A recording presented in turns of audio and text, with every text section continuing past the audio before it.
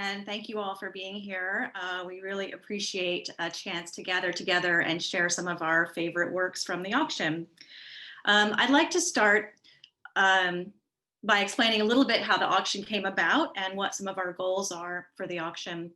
I think that at the Folk Art Museum, we tend to see ourselves in this bubble as separate from the contemporary art world, but we're really not. And this was crystallized for me when I walked into the Outsider Art Fair and saw a booth called Relishing the Raw, curated by Paul Laster, which drew from the private collections of contemporary artists who collect outsider or self-taught art. As I walked into the booth, I saw a who's who of self-taught artists, all artists that I was pretty familiar with. But then I looked at the labels and saw collection of Jenny Holzer, collection of Polly Applebaum, Julian Schnabel, Terry Winters, Cindy Sherman, Chris Martin, Laurie Simmons, James Sienna. And I was completely blown away. I really had no idea that so many well-known contemporary artists that I loved were looking at and collecting self-taught art and outsider art. So fast forward, that was January. Fast forward, the pandemic happens, everything shuts down, the museum closed. We had to cancel multiple fundraisers, 2 from the spring and our annual fall gala. And this idea about contemporary artists who are interested in or inspired by works from the collection was still in the back of my mind. So I came up with this idea to do an online auction on Artsy, asking those artists to donate work from their own work to auction for the Artsy auction. It's not an original idea, but it's the first time the Folk Art Museum has done anything like this. So I got in touch with Paul.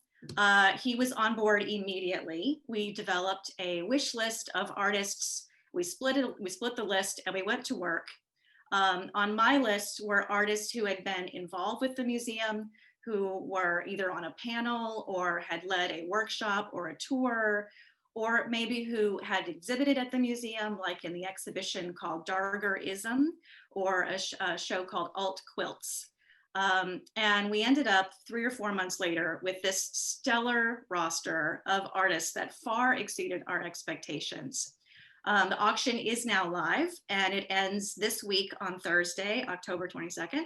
So I hope you're all taking a look at that and bidding a lot. And I think the goals of the auction achieve 2 things. Besides just being a fundraiser, I mean, that's important. The money is no small thing. But I think that this idea expands our network of artists and of their patrons who collect these artists. But it also places us in the larger context of not being separate from the contemporary art world, but deeply meshed within it, which is a whole new way of looking at our museum and our audiences. Little did I know at the time when we partnered with Paul, we were getting 2 for 1 in the form of Renee. Thank you, Renee. It's been wonderful to work with you. So Paul, would you like to say a little bit about, Paul and Renee, say a little bit about your involvement and your genesis of this idea?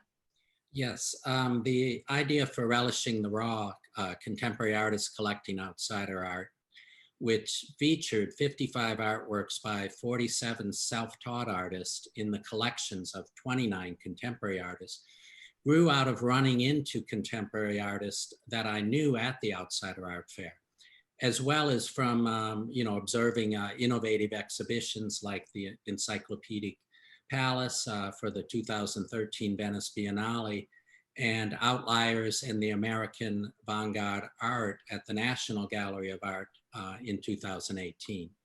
And I had previously curated a show of an Arab self-taught artist, Mohammed Ahmed Ibrahim, who will be representing the United Arab Emirates in the 2021 Venice Biennale. I curated that show at the Outsider Art Fair in Paris in 2019, and it also organized talks on Jean-Michel Basquiat and visionary artists for the fair, which I've been attending since the late 1990s. And as an editor and writer, I've passionately covered outsider and self-taught artists, dedicating issues of Artkrush to outsider art, which included interviews with Phyllis Kind and Matthew Higgs, two champions of this whole movement. And however, my interest in the field, particularly with folk art, probably started in the 1980s when I was working at the Museum of Modern Art and would regularly pop in to see shows at the American Folk Art Museum, which was right next door at the time on West 53rd Street. So, you know, this idea was there, it was in the air. It was just a matter for us to, you know, as times progressed, for us to embrace it, I think, you know, and for these two worlds to come together, because so many contemporary artists are inspired by the work of self-taught artists, by outsider artists, and even folk artists, you know, in vernacular art as well. Yeah, and speaking of that, my addition to the auction was pulling from a group of artists I've been working with since the early 90s. At my gallery arena, I exhibited artists that have done paintings that were crocheted, drawings that were made with silly putty, paintings that were made with chewing gum, and collage, a lot of collage and works that were made with Sculpey. So I've always had this interest in people working with these materials that relate, contemporary art that is taking its cues from folk art or from different craft movements. And I still continue to this day to be really attracted to that type of work.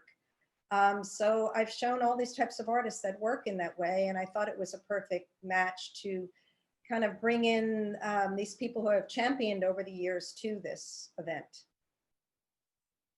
That's great. Thanks, Renee. Sure. So I think we'll get started and let's look at some art. We'll start with Barry Yusufu. Barry is an artist that I was not previously familiar with. He came to my attention from one of my trustees, Gail Wright Sermons, and her connection to an introduction to me to Heather Carter, who is Barry's dealer, Carter Fine Art Services. Barry is a young artist.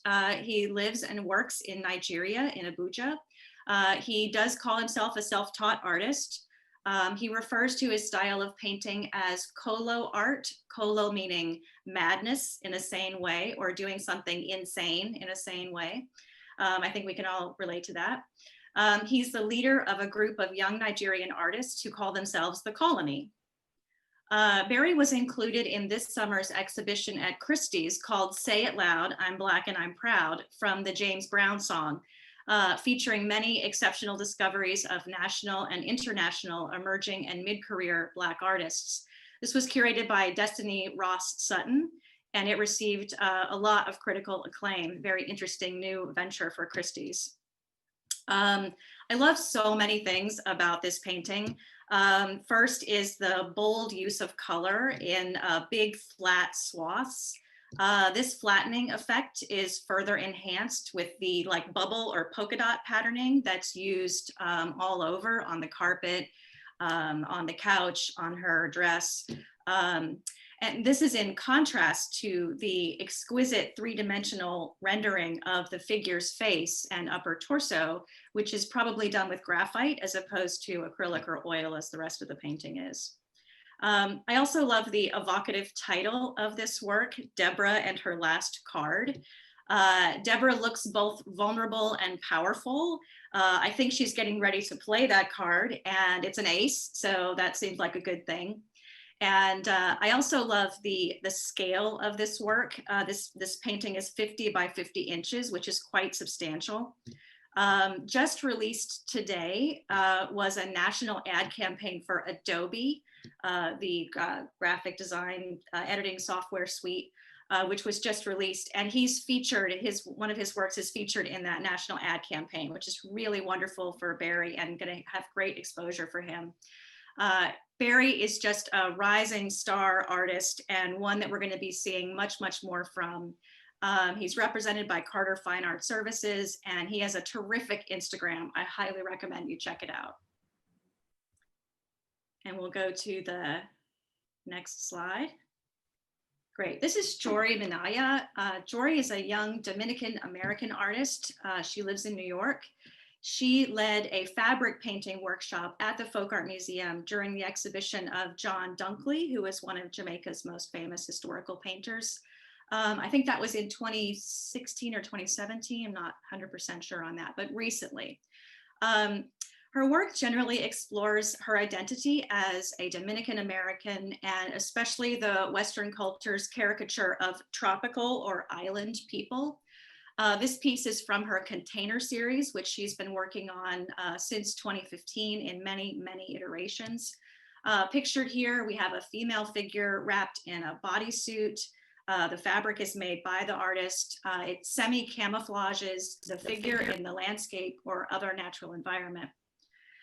These works, the Container series, is a critique of the male gaze of the female body, especially the art historical trope of the tropical female body in the environment, probably most famously and falsely depicted by Gauguin.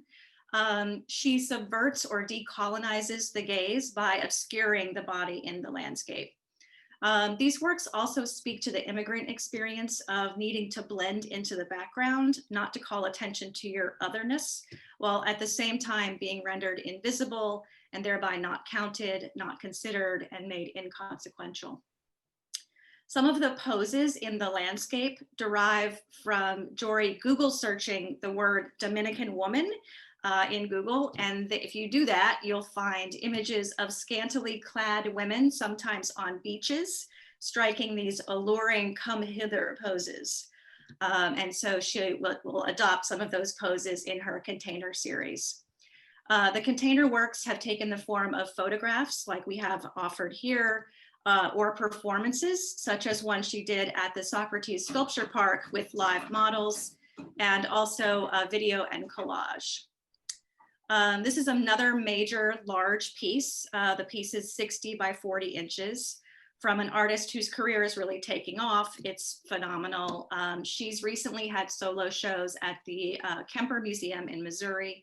The Baxter Street Camera Club was just this summer in New York City, the Blanton Museum in Texas, and she's had many two-person and group shows, residencies at Art Oh My, Vermont Studio Center, Smack Mellon, Socrates, the Bronx Museum, and many, many others. She's a very smart artist, and I can't wait to see what she's going to do next. Let's go to the next slide. All right, so this is Daniel A. Bruce. Daniel lives and works in New York City. He led an artist tour during the exhibition Made in New York City, which was at the museum in 2017. He works primarily as a sculptor and draws heavily from folk art. Daniel's interested in the commonalities that exist between the typically marginalized spheres of folk art and gay culture. This has manifested in several interesting ways, including Scrimshaw, with some, let's say, non-traditional sailors imagery. He's made works that incorporate tramp art, fish decoys, wall sconces, weather vanes, and whirligigs to explore themes of religion, superstition, and masculinity. He's been working in neon for some time. The work pictured here is part of his Rustic Room series from 2011, which features all the necessities of a well-appointed rustic cabin in the woods, including a wheelbarrow, a shovel, a neon Adirondack chair, and what we have here, which is a shelf with an aloe plant, mason jars, a skillet, and teacups. How amazing would this look in your own rustic cabin or your living room? Daniel has had solo exhibitions at Cannon's Walk and Dean Project Gallery in New York City and Miami. He's been at Wave Hill and the Tyler Gallery at the Tyler School of Arts in Philadelphia, which is where he did his MFA. He's got a long list, 20 years worth of group exhibitions from all over the country, most recently at the Leslie Lohman Museum, the Eli Center of Contemporary Art in New Haven, Connecticut, and our own Andrew Edlin Gallery here in New York City. He also recently started an online viewing room to promote other artists called Stepmother Nature. I definitely recommend you check it out. And I understand his next project series will be based on memory jugs, which is really exciting. I can't wait to see that. And my last artist is James Esber. James Esber is an accomplished painter of more than 3 decades. He lives and works in New York City. James straddles that line between figuration and abstraction. He's developed a painterly visual language that is immediately recognizable as his own. His works are frequently compared to Peter Saul, Glenn Brown, and Dana Schutz, who explores the plasticine possibilities of transforming the figure. I also think of Francis Bacon, whose figure's skin just kind of crawls with motion. Esper plays with psychedelic imagery, surrealism, and cubism with a graffiti-style flatness and a sense of humor that fuses the grotesque and the comical with Baroque swirls of color. His figures sometimes start with a real figure from history or current events, which he then digitally distorts and filters before abstracting them further in paint, creating what one critic has called anthropomorphic tangles. I love that. This piece is called The Smoker. I love the velvety, rich green background, which doesn't translate as well in the JPEG. That's the one hard thing about doing an online auction. You can't get the real sense of the physicality of the work. I also love the textural quality of the swirls of color where you can really see the painterly quality of the artist's hand. James shows at Pierogi in New York and has had many, many solo shows at Pierogi, the Colgate University in Hamilton, New York, at the Font in New Orleans, the Aldrich Contemporary Art Museum in Ridgefield, Connecticut, and so many more places.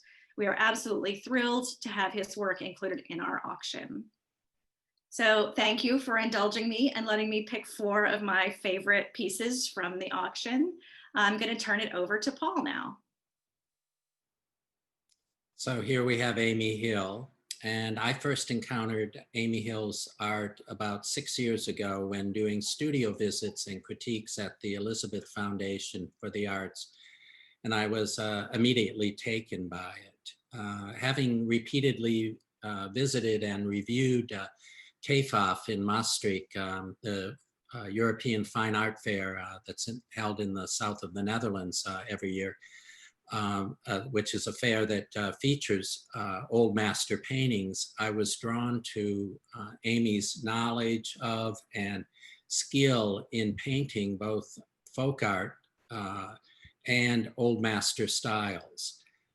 Her recent show at New York's Front Room Gallery presented folk art style paintings of children in contemporary settings while wearing clothing and wearing contemporary clothing and holding contemporary props such as an iPhone or electric guitars, while painting in the her painting in the auction is from her hybrid series, this piece, which combines aspects of people and birds, both of which are favorite subjects of the artist's fascinating work.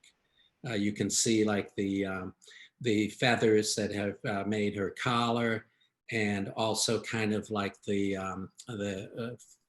feather or mulching quality of a bird's body in her face, and also like in the styling of her hair. And yet it still possesses this kind of folk art pose, and also very much like an old master painting in the beautiful quality of how it's painted. The next image that I chose is by Greg Lamarche. I first saw Greg Lamarche's work in the Creative Time exhibition, the Dreamland Artists Club, that was curated by artist Steve Powers in Coney Island in 2003. And as a result, Renée Riccardo and I included his collages in Word, an exhibition of artists dealing with text at the Bronx River Art Center the following year. We have remained involved with his work ever since. Renée has exhibited his work in group shows, and I've written about it multiple times, most recently for a catalog essay for his 2019 survey show at Simmons University in Boston. A native New Yorker, Greg started out as a self-taught graffiti artist, tagging the city's streets and trains, but has since gone on to create massive murals for public art projects and more intimate ones for such major companies as Nike, Facebook, and IBM, while also presenting his collages in magazines and galleries around the world. The collage here which is typical of his use of color and form and certainly relates to self-taught and outsider artists' use of found materials, was made with vintage papers that he sourced from places in New York that speak to another time in the life of the city that he loves so much. And the next artist that I chose is Donna Moylan, an artist who I came to know. I came to know Donna's marvelous paintings and drawings through the Italian artist Lino Fiorito, whom Renee was exhibiting at her gallery Arena. Donna had spent her early years living in Rome and was well connected to the Italian art scene before settling in New York in 1992. Exhibiting here and in Europe ever since, she just had 2 concurrent solo shows in upstate New York and spent more than a decade living in and working in California, which was the inspiration for the paintings she contributed to the auction. She made this painting last year when the California fires were out of hand, but not nearly as bad as they've become this year. In it, we see the unfolding reality envisioned like a dream, where an airplane drops red fire retardant onto the brush and trees, and a lone fireman, somewhat futilely, stands atop a mountain with a streaming hose. I included similar dreamlike paintings by the artist in the 2015 group exhibition, A Weekend in the Country at Magnan Metz in Chelsea, and have interviewed Donna for Whitehot Magazine of Contemporary Art in 2016, where we spoke about her history, her influences, and her broad knowledge of painting, which I think is evident in this wonderful piece. It's a painting on paper. You know, she can handle paint in so many different ways. It's always a treat to see what she's made. And the fourth artist that I chose to talk about is Matt Mcgee, a painter, sculptor, and printmaker living in Phoenix, Arizona. Mcgee spent his formative years in a somewhat nomadic existence and nearly 20 years of his adult life working for the artist Robert Rauschenberg, while simultaneously exhibiting his own artwork. In the studio full-time since 2012, Mcgee has been enjoying the fruits of his artistic labor with a string of solo shows and group exhibitions, artist residencies, and publications of new prints and multiples. Mcgee's work in the auction is part of a series of assemblages that he's been making with found objects since his days at Pratt Institute in the early 1980s. Over the years, he's cut up detergent bottles, PVC pipes, and soda bottles and cans and assembled them into hanging sculptures and collages that are equally inspired by minimal art and self-taught artists. Phantom 3, this particular piece, presents the ghostly insides of aluminum drink cans, such as a 7-Up can or a Coke can, that are cut like shaped words from a book and presented on a solid field of black ink toner. Captivating in its precise details and playful forms, the piece says everything it needs to say while intriguingly saying nothing at all. Thank you. And I'll turn it over to Renee now, who will talk about the artists that she's chosen. Yes, this piece, Liberty House Red, is from a series of 3 paintings that John created in the mid-90s after he won an award for the Pernod Liquid Art Award. He was exhibiting a group of works that were minimal sculptures made out of sponges that were glued together, and he won the award to have an exhibition at the gallery that was where his work was chosen, called Thicket Gallery on Lispenard Street. The 4 jurors were Kelly Lamb, who ran the gallery, the executive director of the Katona Museum, George King, Carlo McCormick, and Walter Robinson, 2 artists and art critics. Carlo's basically an art critic, but Walter has now become more of an artist, but he was an art critic for years. So he won this award, and he decided he wanted to make paintings, huge paintings for his exhibition there. So he made a series of 3 paintings called Liberty House, and they have a relationship to his upbringing in Ohio. John is basically known by many as a very well-known glass artist. He makes assemblages with glass. He writes about glass. He's also a big collector of outsider art and has a massive collection. And he lives in Bed-Stuy. And what he said about this work, that he was chosen to receive the 2nd annual Pernod Liquid Art Award as a result. It offered a 1-person show. In preparation for that, he made 3 Liberty House paintings in red, yellow, and blue. Ours for Auction is one of them. Liberty House Red is inspired by barnside advertisement paintings common to his upbringing in Ohio, also then echoed in the McDonald Golden Arches, working in duality with the included rainbow. It is intended a joyous celebration of Americana, of Americanism, as tempered by advertising. It would be straight up capitalism or the selling of patriotism. So his work always has kind of a very innocent quality to it, but there's always a deeper message to the works. And John, as I said, he writes about glass. He's been awarded different incredible awards, which are the Louis Comfort Tiffany Award.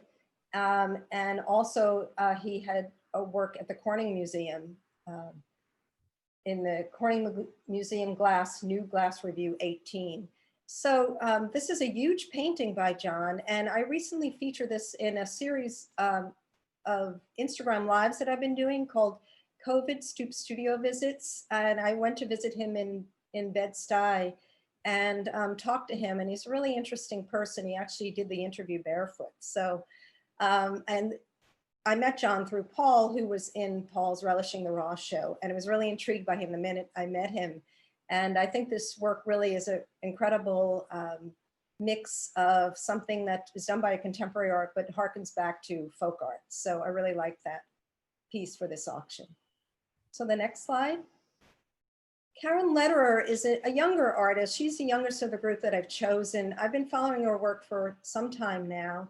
I met her at an artist residency that she was doing, and became smitten right away by the work. And she has used this motif of the goldfish through her works that were kind of bringing us back to Matisse. She said they were inspired by Matisse, but she said as she's been working on these motifs of fish and flowers together, she has been thinking of both being inside and outside. And this is like the perfect metaphor for what we're doing right now, is that we're inside so much, looking on the outside because we can't go out because of COVID, especially when, you know, these things, this was very early on in the pandemic. So she's been working on a series of these, but sometimes her portraits of her friends are very simple images of everyday life in her home with her friends.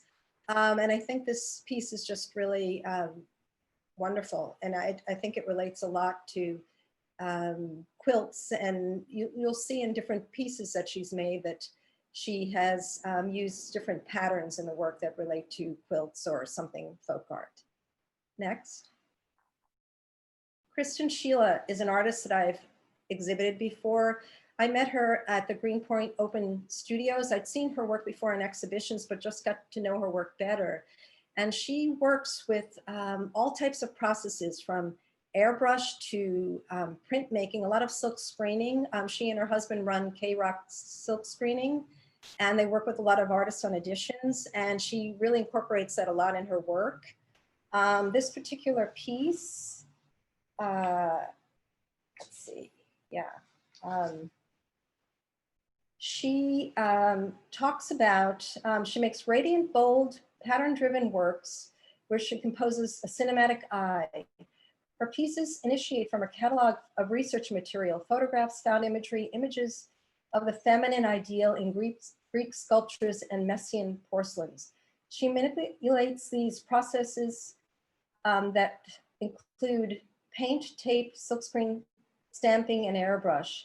Figures are drawn and redrawn in a state of movement and costumes inspired by ancient ritual masks, Japanese animation, and clown sci-fi theater and allegory that inspire these scenes and portraits set in a kaleidoscopic twilight tour. So she kind of combines all these different aspects of our culture, from pop culture to art history, and kind of mashes them up together. And I really love these works. And this piece actually is painted on the side. It's beveled on the side and has this like flowing side. So she really thinks of the whole piece sort of as a sculptural painting.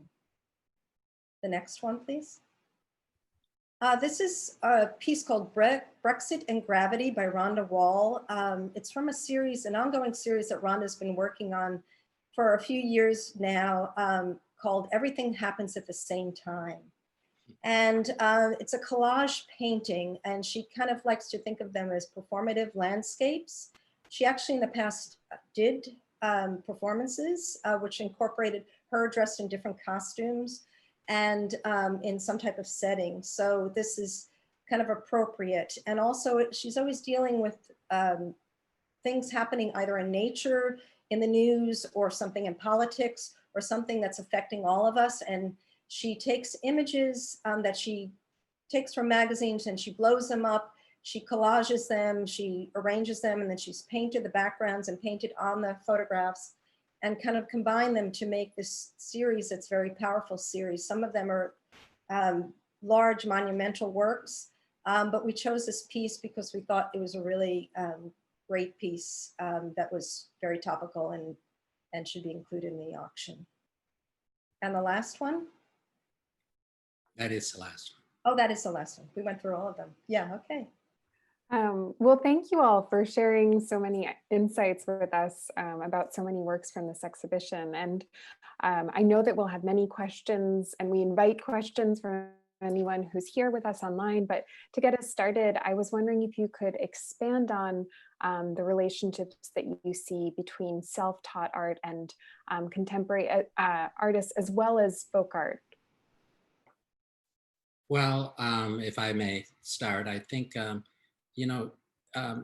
one of the things that I mentioned earlier of running into so many contemporary artists like Chris Martin, say, at the Outsider Art Fair, who I've seen repeatedly at the Outsider Art Fair. And when I started to make a list of artists that I wanted to put in the show that I curated at the fair, as well as for this benefit, Chris came to mind right away because and Chris recently, last year, he had a show at Anton Kern Gallery here in New York of his early drawings, which Renee had shown actually in the early 90s at her gallery arena when it was in Soho. And the affinity is so great in that how he may not have even been looking at outsider art at that time, but it's just an intuitive sensibility and a willingness to experiment, which I think when you look at an artist like Thornton Dial, you look at an artist like Purvis Young, you look at their work and it's not made within the usual canon of modernism, of reduction of the image into an abstraction or something like that. It's made from kind of like an intuitive and direct way of making art. And so many of the artists here in this show, whether it's like Donald Batchelor, who Donald went to the Maryland Institute College of Art and then to Cooper Union and studied in Germany. But what he found was that as soon as he went out on his own, he wanted to unlearn everything that he had learned in college so that he could get to something that was more original, not just something that was taught by others. And so much of modernism is learning from the past, but reinventing it in another way. And particularly nowadays with artists working with so many different mediums and so many different methods. But I think of an artist too, like Matt Mcgee's pieces that are just cutting up plastic, cutting up cans. That's what folk artists do. That's what, that's what Howard Finster did, of just like cutting things up or making things in his yard, or an artist like a folk artist, self-taught artists that covered their whole house with shells or rocks or something like that, or tin cans or corn cobs or whatever, that made these types of visionary projects that were, just inspired by trying to do something new with materials that were at hand. And I think a lot of these artists work in that way. They work in that way, or they try to unlearn what they learned in school so that they can get in touch with their a more deeper inner self. And so many, when you think of an artist like Henry Darger, who worked in isolation, and it all came from his imagination, but it was based on observations. And he was an early appropriation artist. He used imagery from the Folk Art Museum has a great collection of his collages that, show the origin of a lot of his work. So, and one of the things that I found too in talking to the artists when I invited them to be part of this auction was so many of them responded by saying, oh, it's my favorite museum, and that wouldn't be expected. You might expect that they'd say the Whitney, if they're in the collection, or the Met or MoMA or something like that. But so many of them said it's my favorite museum. Yeah, I think a lot of artists are always referring to, contemporary artists are always referring to the Outsider Art Fair specifically, and the museum as well, going there to, that's their inspiration. They like talking about that. That's something that they're really interested in, more than comparing themselves to other contemporary artists. It's very surprising that we've learned this recently, that so many people are interested in this type of work. And I think during the pandemic, especially, a lot of artists have just been working with just materials that they have around because they couldn't order anything. They couldn't order, they just were, so they're being very inventive the way someone who's a self-taught artist would do, that they would just use everything that's at hand and maybe create something new. Yeah, like what's the real difference between a self-taught artist and a trained artist? I mean, so yes, one went to school and learned the official way to do things, but every artist in a certain respect is self-taught. You have to learn how to make your own original, unique visual language. And artists that were trained and went to school just had a clearer path. They knew what to call themselves, and they knew where to go to look for ways to build a career, whereas self-taught artists may not have known that. And so their work wasn't, as we don't know about their work as well as we do some of these others that had a clear path. Also, if I could add one thing too, that when you take an artist like Cause, who's on the board of the Folk Art Museum, now that you look at Brian's work, you look at Cause's work, it's not that you're going to see the inspiration of outsider or self-taught artists when looking at his work. But I think what he's motivated by is the passion that those artists brought to their work, because it wasn't work that was made for a market. And while he's a very successful artist in the marketplace, he still needs to be motivated as the reasons why he does it. And the reason why he does it is deeper and more, it's more of a desire to make things. It's more of a passion to be part of this creative world as well. Those are motivating factors that you get when you look at outsider artists' work as well, because, they didn't do it for the, like a Bill Traylor, didn't make those drawings to live off the income from them. He was probably selling them on the streets for barely enough to survive on. So, but yet he still continued to make them. Well, thank you. I think that's a really multifaceted perspective that you're giving us on these connections. And this is, I think Renee was addressing this when she was speaking to these connections, but we do have a question about how you're seeing artists pivot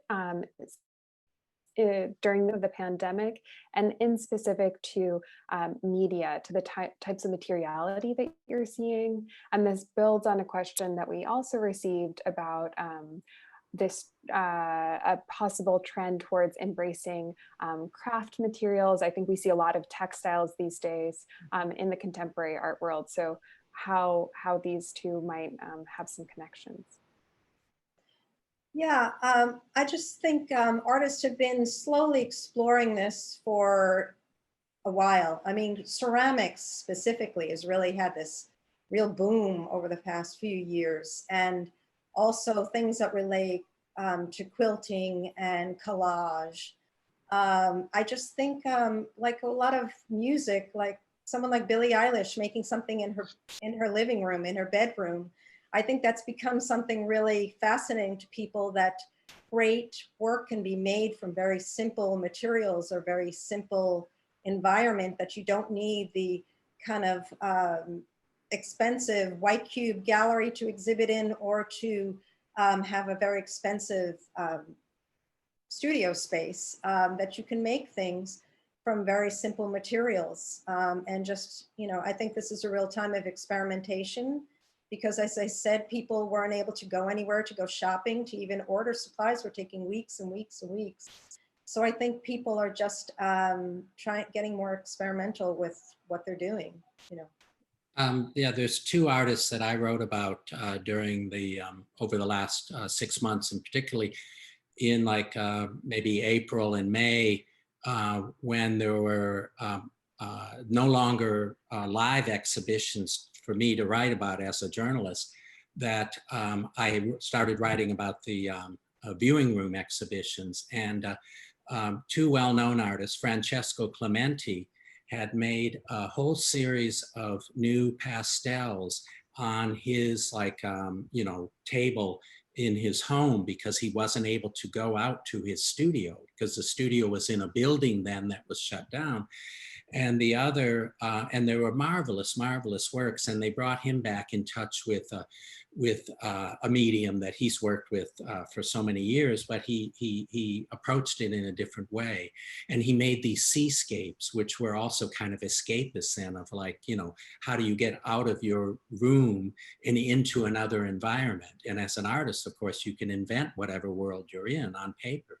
And the other was Rasheed Johnson, who made a series of oil stick on paper that were red, and they were his Anxious Men series, because they were expressing the anxiety that he felt, that we all felt as in New York here, especially when COVID was very new, because none of us knew how to deal with it, how to respond to it. And there was a lot of fear and a lot of anxiety in the air. And he made this series and showed it with Hauser and Wirth online, and it was very, very powerful as well. But I think in a lot of exhibitions now, we're starting to see as well work that artists made during this time of the pandemic, and it is filled with a lot of raw emotions, and also a lot of experimentation with materials because of a limitation that they can't get to the studio to use the other things that they had at hand. Yeah, I think COVID art is already a thing, but that we're just seeing the tip of the iceberg of what artists have been creating during this time. I think of Russell Simmons and her piece in the auction with those 3 emojis with the masks, and Brenda Zlamani, who's, I'm sorry, I'm not pronouncing your name right probably, but doing those portraits, those Instagram. I saw them on Instagram, portraits of people wearing their masks. Yeah. And then, also her series called Mask Up, sorry. Right. Little cat visit. So I just think we're seeing this really incredibly fertile time. It's interesting though, because so many of the traditional methods of displaying the work are now no longer available. So when you don't have the gallery, and when you don't have the physical space, we're also seeing this shift towards these digital viewing rooms, these digital spaces where people are looking at art. And I think it's really going to change the way that the contemporary art world works and the way that artists bring their work to the public. It's going to be very interesting to see. Yeah, I know Eric Parker also made his work during the time that we've been in lockdown, or at least, with limited movement, as well as Anthony Goicolia.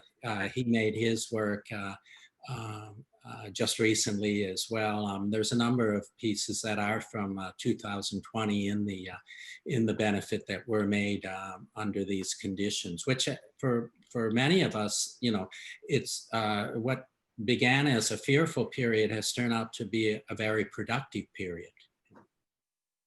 Yeah, artists love time, and we've had a lot of time. And as I said, I've been doing these studio visits where I went to visit with mask on, social distance, to visit artists to see what they've been doing, and they've been really busy and really using their time beautifully. So this is great to bring, and the artists were actually very, very happy to be a part of this auction because it's a way to show their work.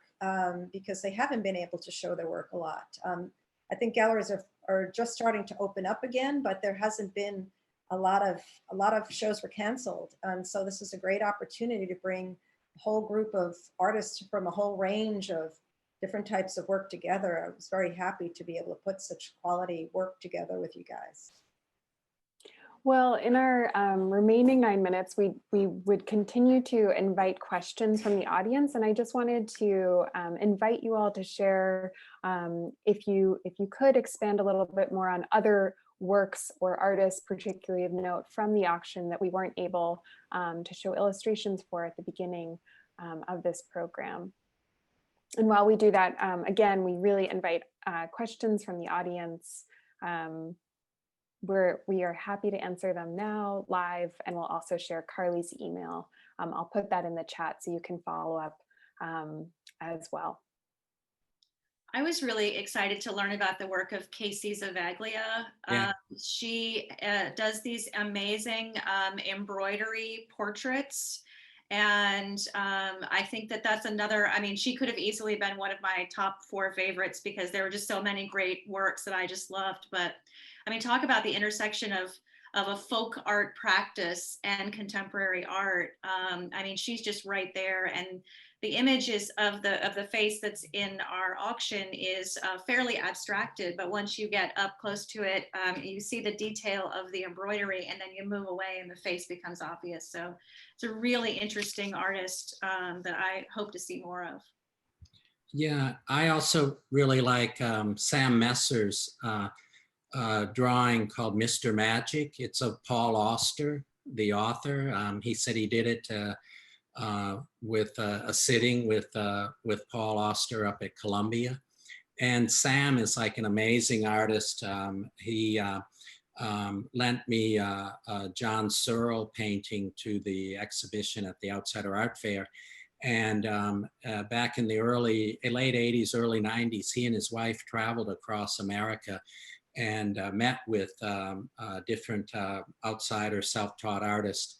And he did drawings of all of them while his wife interviewed them for an article in a magazine. Yeah, and Rebecca Morgan's an artist that Renee showed very early on as well, was supportive of. Yeah, Rebecca's work, she lives in, well, she's lived in different parts of the country, but she's from rural Pennsylvania. And so she's created all these imagery of kind of small town folk, you know, and it's like she's embracing the feeling of that, but also there's a lot of exaggeration in the bodies and there's a lot of nudity. Actually, I discovered her work when she was showing at Tanya Grunert Gallery, and she was doing her MFA, straight out of MFA program at Pratt. And I was really amazed at the kind of the boldness, because there were like these large nudes of herself in the woods, and very revealing. And then she's also become very known for her paintings of her and her friends in this kind of rural environment, and these ceramic works that are based on these kind of, what are the jugs called, Paul? There are these ceramic. What are they called? Memory jugs? Yeah, like memory jugs. Yeah, so there's these really kind of grotesque faces, but they're very humorous. And so she's a master at ceramics as well as painting, and they're all interrelated. But I like the fact that she's embracing her background, as opposed to a lot of artists who come from small towns. They come to the big city and they want to be someone else. But her work is very much in this kind of folk. There's like people with corncob pipes and different types of relationships to one another, like big polka dot dresses, like they're from the country fair or something. So, you know, she's a younger artist, and she's been really incredibly embraced by the community now. So, you know, it's great that she's part of, and she loves the American Folk Art Museum. So she's very honored to be a part of that. And I could see how her work would fit right in, mixed in with the collections.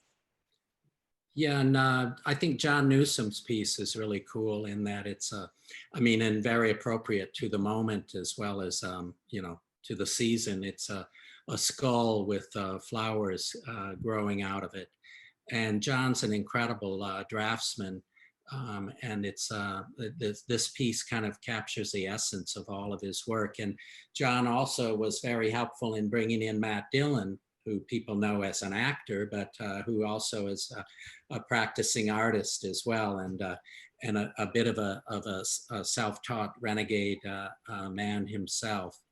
I also like Eric Den Briegen's piece a lot, which is called "Don't Stop Me Now," after Freddie Mercury and Queen.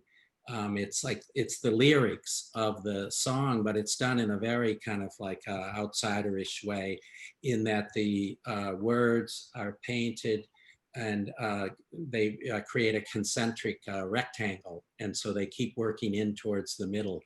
And it's just and then it's filled with color as the colors shift and go in and further into the concentric rectangle, further into the center.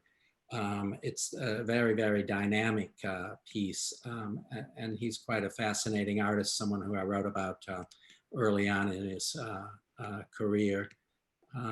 You know, Phong Bui's piece, which is a meditation piece. You know, Phong Bui is well known for his editing and founding of the Brooklyn Rail, but you know, when we first saw his work as an artist in the Williamsburg art scene as well. I mean, there's so many interesting artists that may not be as well known within the auction, but if you Google them, you'll find out that they have had long careers or have developing careers as well. I mean, you know, when I'm researching people to write about, the internet is a great source to find out everything that you want to know about an artist. And certainly many of the artists that you may not recognize their names at first, like Reed Anderson or Brian Alfred, you know, have long established careers and are doing all types of different things. Brian Alfred's also makes music, and he has a podcast series that talks to artists. So, you know, so many of these artists, they curate shows, they're involved in the art world at so many different levels. William Carroll, is the director of the studio program at the Elizabeth Foundation at EFA, and teaches at Pratt, and yet has a long career as an artist, as an art professional as well, and makes fascinating work that, you know, comes right out of folk art. Marcel Zama is another fascinating artist who you know, has a big reputation, but still makes work that's in a very straightforward, simple, poetic way, you know. So, you know, the auction seems to be filled with artists that Renée brought in, that Karley brought in, that her colleagues brought in, and that I brought in. And, you know, it's the tip of the iceberg. We could have kept going on, but, you know, we're giving you a wonderful selection of works to choose from, I think. Thank you, Paul. And I just want to ask Karley, can you remind us how many artists presented in the auction? There's 102 artists and 104 pieces. Two of the artists gave us 2 works, Jenny Holzer and Greta Chapin-McGill. So 102 artists. So we could talk for hours about all of this work, and you know, it's such a phenomenal accomplishment to have all of these artists showing their work making it available in the auction, and to hear these connections to the field of self-taught art and folk art, and to hear your personal connections to these artists and all of these just really fabulous insights that you've shared. So thank you so much, Karley, Paul, Renee. It's really been, I feel like this hour has flown by, and we look forward to making the recording of this program available online so everyone can watch in the next 2 days, 3 days of the auction. Let's keep bidding. Keep bidding. Yeah.